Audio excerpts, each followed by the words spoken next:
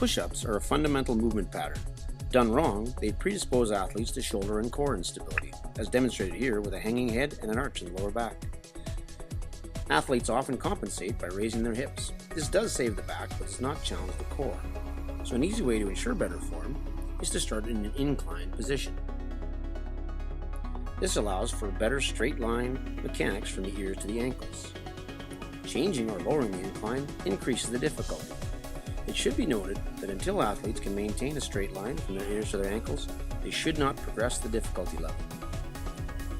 Note that the athlete on the right has a rounded upper back and shoulders. A great coaching tool is to place a wooden dowel the length of the spine to help this athlete feel the correct alignment.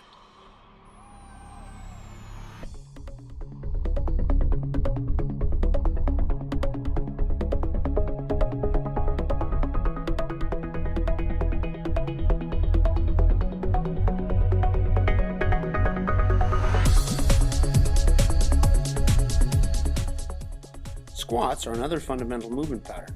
Common faults to watch for include hips veering to one side, often over a dominant leg or away from a previous injury. This will lead to further complications.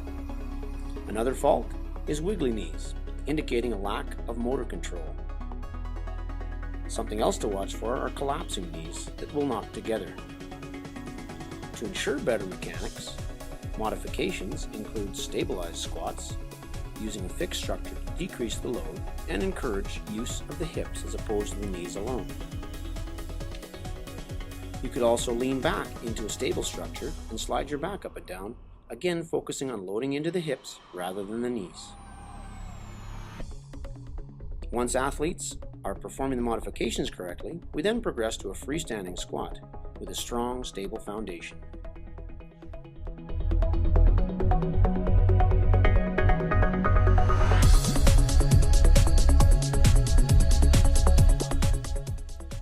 Planks are a go-to core exercise as they work the core to stabilize the spinal column.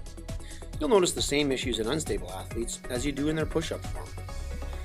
A simple solution is shortening the body length by working from the knees. Once exhibiting good mechanics, we progress to full body length planks. Note, these will be harder for your taller athletes. Harder still is to raise a limb, but always ensuring proper execution. Side planks train the lateral stabilizers. Form issues to note are head forward posture, saggy hips, or any general alignment faults, i.e., you should see straight lines from the front and the top views. An easy way to encourage better form is to shorten the lever arm by working from the bottom knee. We can also broaden the base of support or stack the feet for the full side plank.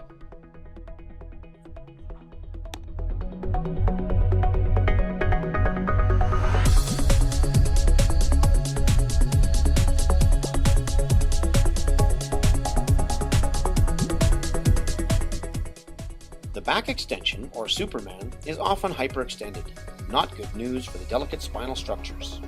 A simple correction, as shown by the athlete on the right, involves pulling the toes toward the shins, encouraging athletes to tighten their glutes, and limiting how high they go.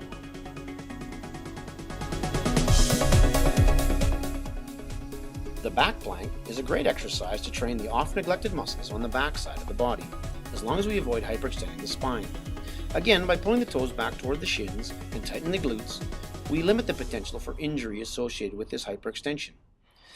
Advanced versions involve a simple leg raise or driving the knee toward the chest.